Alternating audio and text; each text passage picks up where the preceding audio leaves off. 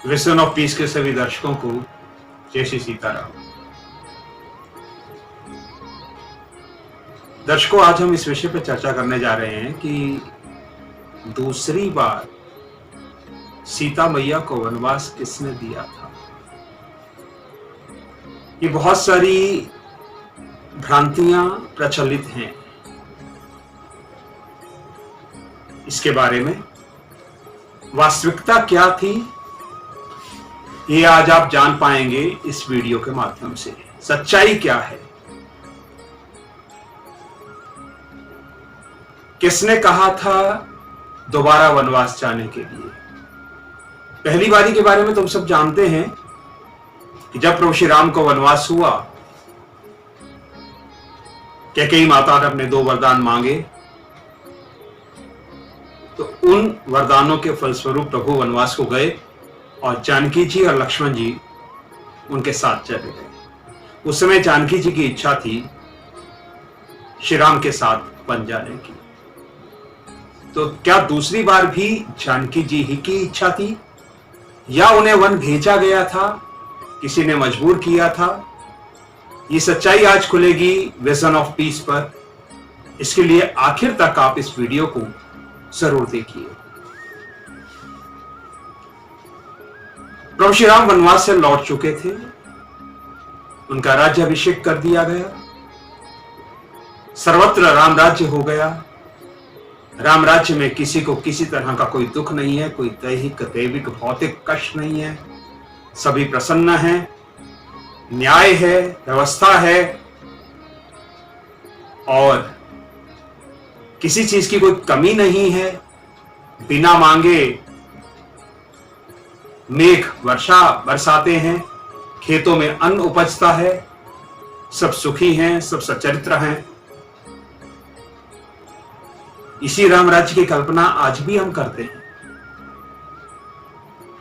हम भी चाहते हैं, आज भी चाहते हैं कि हमारे देश में बल्कि पूरी दुनिया में राम राज्य हो जाए।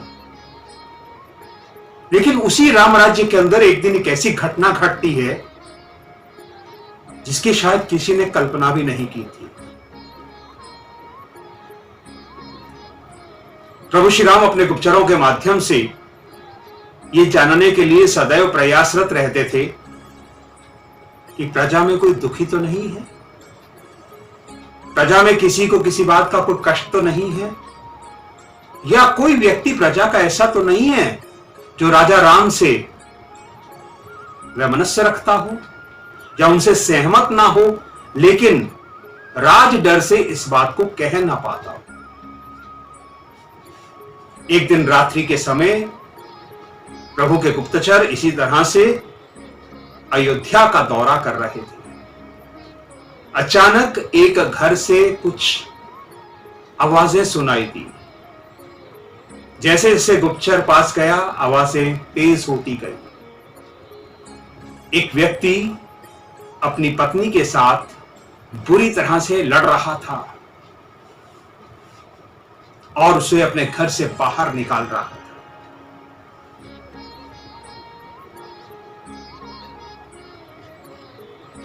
आखिर में उसने जो बात कही वो इतनी चुभने वाली थी कि जिसकी कल्पना भी पूरी अयोध्या में कोई नहीं कर सकता था। वो व्यक्ति कपड़े धोने का काम करता था, धोबी था, और उसने अपनी पत्नी से यहां तक कह दिया कि मैं राजा राम नहीं हूं कि तू एक दिन बिना बताए घर से कहीं चली गई और मैं तुझे दोबारा अपने घर में रख लूं। अब ये बात इतनी कड़वी थी कि गुप्तचर ने 100 बार नहीं, 1000 बार नहीं, लाखों बार सोचा कि क्या प्रभु को ये बात बतानी चाहिए या नहीं बतानी चाहिए। लेकिन गुप्तचर का कर्तव्य होता है कि वो बात चाहे कड़वी हो, चाहे मीठी हो, अच्छी हो, बुरी हो, कैसी भी हो, उसे अपने राजा तक पहुंचाए। और आखिर में उसने यही निर्णय लिया कि इस बात को राजा राम तक पहुंचाया जाएगा। ये बात अयोध्या नरेश महाराज श्री राम के साथ पास पहुंची। अब महाराज चिंतित हो गए कि क्या मेरी प्रजा में अभी भी ऐसे सवाल उठाए जाते हैं, जबकि लोक दिखावे के लिए, लोकाचार के लिए प्रभु ने अग्नि परीक्षा भी ली थी। सबके समक्ष हुई थी वो अग्नि परीक्षा। तो क्या अभी भी जानकी के ऊपर प्रश्न उठाए जाते हैं? क्या किया जाए इस संबंध में? एक बात यह भी हो सकती थी कि उस व्यक्ति को बुलाया जाए, उससे बात की जाए, उससे कारण पूछा जाए, और अगर उसकी बात अनुचित है तो उसे दंडित किया जाए। लेकिन वो तो राम राज्य था ना। राम राज्य के अपने विधान थे, अपने कानून थे, और उसी के अनुसार ही फैसला होना था। वहां अगर राजा के कार्य के ऊपर एक भी व्यक्ति सहमत नहीं है तो प्रश्न चिन्ह राजा की कार्यवाही पर ही लगता था।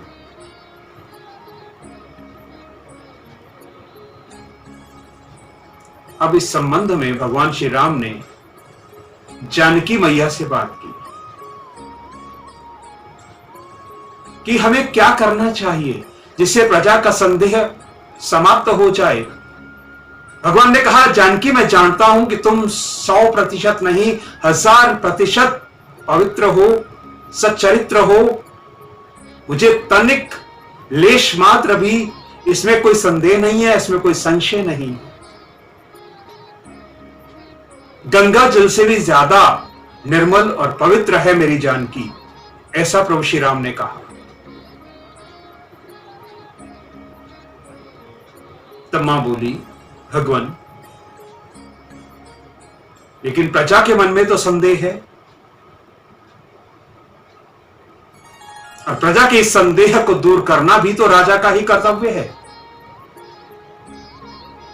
अगर अयोध्या की पूरी प्रजा में एक भी व्यक्ति ऐसा है जो मुझ पर संदेह करता है, तो हे प्रभु, यह आपका कर्तव्य बनता है कि आप उसके संदेह को दूर कीजिए।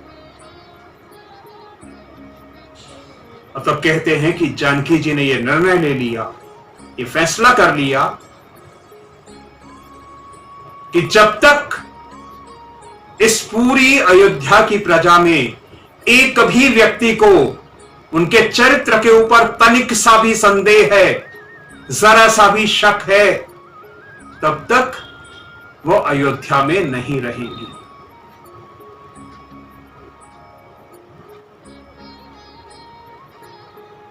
भगवान श्री राम ने उन्हें समझाने का प्रयास किया, कहा कि इस विषय का कोई और विकल्प देखते हैं, ज्ञानी जनों से बात करते हैं, गुरुजी से बात करते हैं।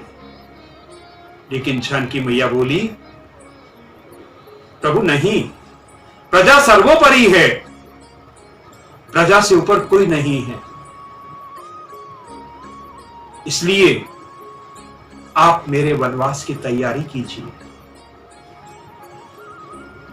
भारी मन से प्रभु श्री राम ने लक्ष्मण को बुलाया। लक्ष्मण को जैसे ही ये समाचार मिला, ये बात पता चली कि दोबारा उनकी मां जानकी को वनवास दिया जा रहा है, तो उनका हृदय चीत्कार कर उठा कि निर्दोष माता को फिर से वनवास, वो भी उस अवस्था में जब उनके गर्भ में नारायण का अंश है।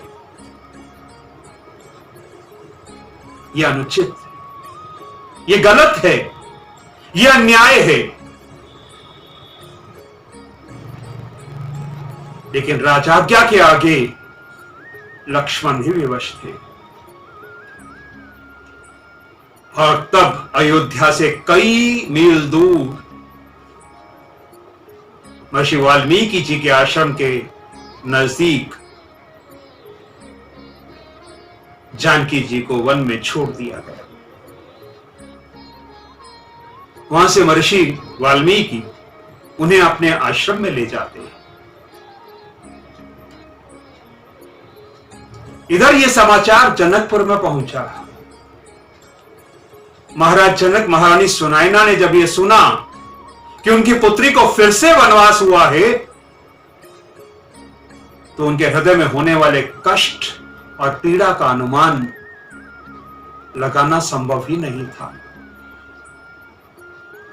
और वो भी उस अवस्था के अंदर जब पुत्री बालक को जन्म देने वाली थी। बहुत क्रोध आया इस बार महाराज को। हालांकि महाराज विदेह हैं, विरागी हैं, लेकिन पुत्री प्रेम के आगे वे भी विवश हो गए। बोले, इस बार मैं अयोध्या जाकर राजा राम से बात करूंगा। पहली बार जब मेरी बेटी वनवास गई थी तो उस समय उनके पति उनके साथ थे, देवर उनके साथ थे, लेकिन इस बार तो अकेली हैं। कौन उनकी सुरक्षा करेगा? कौन उसका ध्यान रखेगा? कैसे रहेगी वो वन में? कैसे संतान को जन्म देगी? उसका पालन पोषण करेगी? क्या राजा राम ने कुछ भी नहीं विचारा, कुछ भी नहीं सोचा?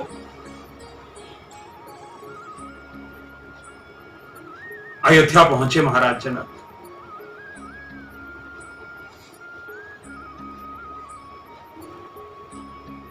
प्रभु श्री राम के महल की ओर बढ़े और जैसे ही महल के अंदर का दृश्य देखा तो महाराज जनक का सारा क्रोध गलित हो गया। आंखों से अश्रुधारा बह चली।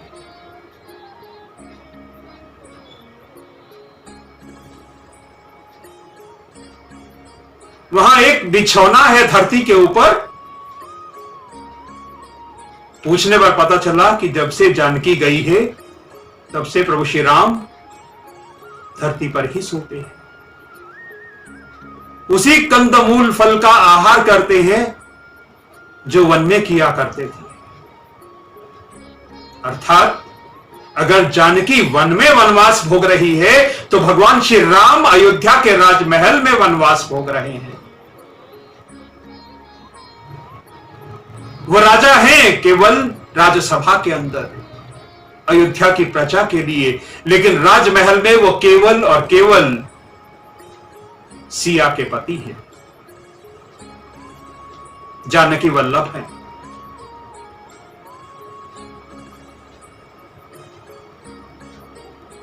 कुछ कहते नहीं बना उनसे। देखिए, अगर हमारे पास कोई चीज नहीं है और हम उसका त्याग करते हैं तो शायद उस त्याग को इतना बड़ा नहीं कहा जाएगा, लेकिन चीजें हमारे सामने हों और फिर भी हम उनका उपभोग ना करें तो वो त्याग कितना बड़ा होगा। जानकी जी तो वन में रहकर के वनवास भोग रही हैं, कष्ट सह रही हैं, निश्चित रूप से उनका दुख भी बड़ा है। लेकिन प्रभु श्री राम तो राजमहल में हैं, जहां सारी सुख सुविधाएं हैं, जहां सब कुछ है, परिचारक परिचारिकाएं हैं, सब सुख सुविधा है, लेकिन उसके बावजूद भी वो किसी सुख का, किसी सुविधा का उपभोग नहीं कर रहे। तो संभवतः ये त्याग उस त्याग से बड़ा है। तो यहां से यही स्पष्ट हुआ कि पहली बार जानकी जी अपनी इच्छा से वनवास में गई और दूसरी बार भी उन्हीं की इच्छा थी, प्रजा का संदेह मिटाने के लिए वे वनवास गई।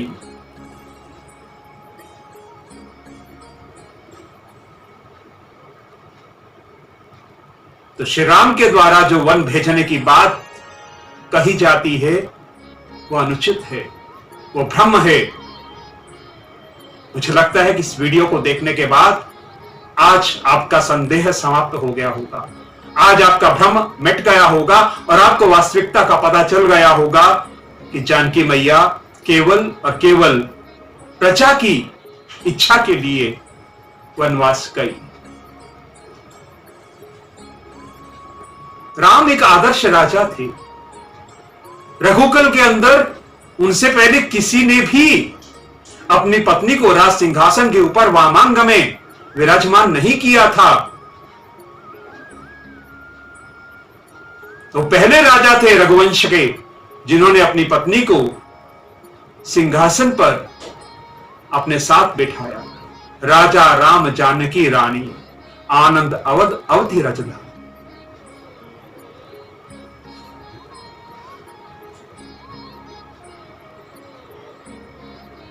तो ऐसे भगवान से ये कल्पना भी कैसे की जा सकती है कि वो अपनी पत्नी को वनवास भेज दे। ठीक है, राजा के रूप में उनके कर्तव्य बहुत बड़े थे, तभी तो वो आदर्श राजा थे, तभी तो राम राज्य की कल्पना आज भी की जाती है। लेकिन वास्तविकता केवल यही और यही है कि वन जाने का निर्णय स्वयं सीता जी का था।